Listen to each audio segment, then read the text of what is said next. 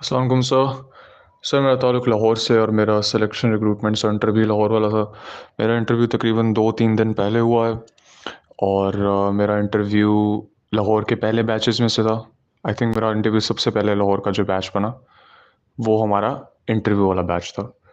Sir हमारा interview के लिए उन्होंने हमें सुबह 8:30 6:30 बजे बुलाया था। मज़ीद आगे बढ़ने से पहले आपको बताते चलें, अगर आपने PMA 154 लॉन्ग कोर्स के इनिशियल इंटरव्यू की प्रिपरेशन करनी है तो हम आपको कुछ इंटरव्यू के इंपॉर्टेंट क्वेश्चंस प्रोवाइड करेंगे, साथ साथ ऐसे जिसमें इंग्लिश और उर्दू और कुछ डिफरेंट जो है ना डिफ़िकल्ट वर्ड्स भी लिखे होंगे ताकि आपकी वोकैब अच्छी हो जाए। और आपका लाइव इंटरव्यू भी कंडक्ट किया जाएगा गूगल मीट के थ्रू। उसके बाद अगर हम फ़ी की बात करें, सिर्फ 950 रुपये इसकी फ़ी है, जिसमें आपको डेटा प्रोवाइड किया जाएगा और आपका जो इंटरव्यू है वो भी कंडक्ट होगा। और इसके अलावा आपसे जो बायोडाटा फॉर्म है वो लिख के चेक भी किया जाएगा ताकि आपको बताया जाए कि ये चीज़ें आपकी पर्सनैलिटी से मैच करती हैं या नहीं करती। अगर आपने ये कोर्स बाय करना है तो हमारा ये व्हाट्सअप का नंबर, इस पर आप कॉन्टैक्ट कर सकते हैं। इसके अलावा अगर आपने फ्री व्हाट्सअप ग्रुप ज्वाइन करना है तो उसका लिंक जो है वो वीडियो की डिस्क्रिप्शन के अंदर अवेलेबल है, वहाँ से आप ज्वाइन कर सकते हैं। बुलाते साथ ही बायोडाटा फॉर्म हमें समझाया, बायोडाटा फॉर्म की डिटेल्स हमें बताई। बायोडाटा फॉर्म के अंदर सर पहले पेज के ऊपर तो सारी बेसिक डिटेल्स हैं, आपका अपना नाम, आपके वालिद का नाम वगैरह वगैरह, उनकी ऑक्यूपेशन, आपकी एजुकेशन। दूसरे पेज पर आपके साइकोलॉजिकल सवाल हैं, व्हाट मेक्स यू हैप्पी, और आपकी लाइफ का कोई ऐसा इंसिडेंट जिसने आपको चेंज कर दिया, और टीन एज इशूज़, और इसी तरह के चंद और सवाल थे। इनका जवाब बहुत ऑनेस्टली सर बहुत देख कर देना था और वही किया सर, क्योंकि अगर इसका ऑनेस्ट जवाब नहीं दोगे तो अगर इंटरव्यू के दौरान साइकोलॉजिस्ट अगर आपको उस सवाल पे पकड़ लेता है तो इशू बन सकता था। बट इन एनी केस सारों ने अपने अपने जवाब दिए, बाहर जाके सारों ने डिस्कस किया था। उससे पहले हमारे बायोडाटा फॉर्म जब हमने भर लिया था तो एंड पे 2 और खाली पेजेस उन्होंने अटैच किए हुए थे। पहले खाली पेज पे आपने इंग्लिश वाला ऐसे लिखना था, दूसरे वाले पे उर्दू वाला ऐसे लिखना था। हमारा इंग्लिश वाला ऐसे for the day was fair play and life. जहाँ तक मेरी अंडरस्टैंडिंग थी इस टॉपिक की, इट वाज के आपने ऑनेस्टी को लाइफ में क्या प्रेफरेंस होती है और कितना बंदे को फेयर लाइफ के अंदर होना चाहिए, उसी के अराउंड रिवॉल्व करते करते मैंने अपना टॉपिक कवर कर लिया था, अराउंड 10 to 8 लाइन्स। उसी तरह हमारा उर्दू वाला टॉपिक था मंशियात का नौजवानों में बढ़ता रुझान। Once again very easy topic, इतना कोई डिफिकल्ट टॉपिक नहीं था। ऐसे आई वुडंट से कि इतने कोई एक्सीलेंट लिखे थे मैंने, बट एग्जैक्टली इतने बुरे भी नहीं थे, जस्ट मीडियोकर। और आई डोंट थिंक ऐसे से इतना फ़र्क पड़ रहा था इंटरव्यूज़ के अंदर, क्योंकि 1-2 लड़के काफ़ी लेट आए थे, उनका ऐसे नहीं भी हुआ था। लेकिन खैर वो लेकिन एक है फॉर्मेलिटी आपको करनी होगी, और अगर कर रहे हो तो फिर प्रॉपरली करो, क्योंकि ऑफिसर ने जब खोलना है आपके सामने ऐसे तो उन्होंने चेक करना है, तो वो इंप्रेशन बुरा नहीं पड़ना चाहिए। खैर वो बायोडाटा फॉर्म उन्होंने हमसे लिया, उन्होंने अटैच वगैरह किया, बाकी सारी फाइल्स के साथ हमें बाहर इंतज़ार कराया। अब लाहौर सिलेक्शन रिक्रूटमेंट सेंटर का इशू ये है कि वहाँ पर हर चीज़ को बड़ी देर बाद कर रहे हैं। या तो हमारी बारी इनको ज़्यादा देर लगी क्योंकि हमारा पहला इंटरव्यू का बैच था। लेकिन सर हमारा सुबह-सुबह 6:30 बजे हमें बुलाया ना, और मान लें कि हमें 8 बजे तक फ़ारग कर दिया उन्होंने, एसेज़ ले लिए हमसे, फॉर्म्स वगैरह ले लिए। हमारा मेरा इंटरव्यू सबसे एंड पे था, सेकंड लास्ट, थर्ड लास्ट था। मेरा इंटरव्यू 4:30 बजे हुआ और लड़कों के इंटरव्यू भी 2, 1-2 बजे ही शुरू हुए हैं।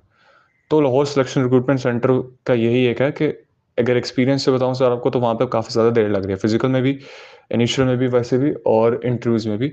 आई थिंक कोई रेनोवेशन का काम चल रहा है। खैर जैसा भी था, लड़के इंटरव्यूज़ देकर आ रहे थे। पहले हमारे इंटरव्यू के बैच में 30 लड़का था।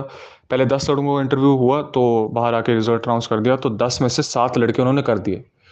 अब पहले जो 10 लड़कों का इंटरव्यू था उनमें आई वुड से कि पहले जो 3 लड़के जो नहीं हुए, और उनके उनको कंपैरिजन करें जो 7 लड़के हुए, वो 7 लड़के काफ़ी कैपेबल थे। उनके साथ बाहर बैठ के काफ़ी देर बात भी हुई। वो काफ़ी ज़्यादा, आप कह सकते हैं कि इंटेलेक्चुअल, नॉट एग्जैक्टली इंटेलेक्चुअल, लेकिन उनको समझ थी कि वो जो लिख कर आए हैं और जो चीज़ उन्होंने ज़िंदगी में की है उनको उसका एग्जैक्टली पता था। तो उनसे मैं एक्सपेक्ट लेस भी नहीं कर रहा था इतना कि उनका नहीं होगा। आई वाज एक्सपेक्टिंग कि उनका बड़े आराम से हो जाएगा, और अल्हम्दुलिल्लाह उनका हो भी गया था। उसके बाद फिर हमारे पास जो बकाया 20 थे, जिनमें मैं भी था लास्ट में, तो हम लोगों का इंटरव्यू का रिजल्ट बाद में आया, तो 7 लड़के तो ऑलरेडी हो गए 30 में से। तो बाकी 20 लड़कों का इंटरव्यू होता रहा बाकी सारे लड़कों का। जो जीके के सवाल थे इंटरव्यू के दौरान वो सारों के सेम थे। गवर्नर्स पूछ रहे थे हमारे चारों सूबों के, सिंध, केपी के, पंजाब और बलूचिस्तान, इनके गवर्नर्स का पूछ रहे थे, या तो मंगला डैम का पूछ रहे थे बार बार। मेरे से मंगला डैम वाला सवाल होता, मैं उस पर भी आता हूँ सर।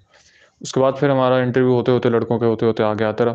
पहले इंटरव्यू के दौरान थोड़े सवाल ज़्यादा कर रहे थे, लेकिन बाद में सारे के सारे सवाल ही बायोडाटा फॉर्म के अंदर से जैसे कि आपके पेरेंट्स, आपके फादर क्या करते हैं, फैमिली इनकम, वही आपसे वही चीज़ें जो आपने बायोडाटा फॉर्म में लिखी हैं वही पूछ रहे थे आपसे। और एक दो लड़कों से उनकी मंशियात वाला जो उन्होंने ऐसे लिखा था उर्दू में, उसी को कन्वर्ट करके इंग्लिश में उन्होंने बोलना था। तो इसी तरह था, कोई इतने डिफ़िकल्ट इंटरव्यू नहीं थे।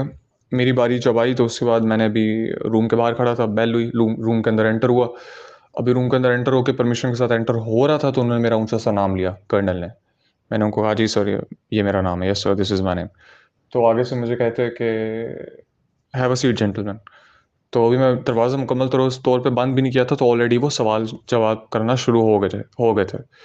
बैठा मैं, उन्होंने बोला माइक एडजस्ट करो, मैंने माइक एडजस्ट किया अपना।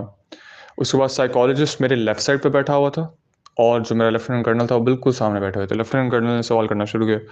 लेफ्टिनेंट कर्नल ने सबसे पहले मेरा पूछा, उसको मेरे वालिद का पूछा, सारा पूछते पूछाते मेरा चूँकि ओए लेवल्स था तो ओए लेवल्स का पूछा, लेकिन इतना कोई उसने सवाल नहीं किया ओए लेवल्स के। सिर्फ एक आपने ओए लेवल्स किया, ठीक है, कहाँ से किया वो मैंने बता दिया उनको, वो बायोडाटा फॉर्म में लिखा, आई थिंक लिखा हुआ था, नहीं लिखा हुआ था एग्जैक्टली याद नहीं। लेकिन खैर उसके बाद फिर उन्होंने पर्सनैलिटी के मेरिट्स डीमेरिट्स हर किसी से पूछ रहे थे। मैंने पर्सनैलिटी के मेरिट्स डीमेरिट्स अपने बताए जो मैंने लिखे थे वहाँ पे। एक तो मैंने डीमेरिट्स के अंदर फॉर एग्जांपल एक बता देता हूँ कि मैंने अपना लिखा था कि मुझे महसूस होता है कि मैं 5 वक़्त की नमाज़ रेगुलरली नहीं पढ़ता। पढ़ता ज़रूर हूँ, लेकिन रेगुलरली 5 वक़्त की नमाज़ इस्टैब्लिश नहीं कर पाता। तो सर वो मेरा एक मैं अपना डीमेरिट समझता हूँ अपने पेरेंट्स वाली साइड से। पेरेंट्स भी इसको मेरा एक डीमेरिट समझते हैं। ये मैंने उनमें से एक डीमेरिट लिखा था और मेरिट्स डीमेरिट्स का।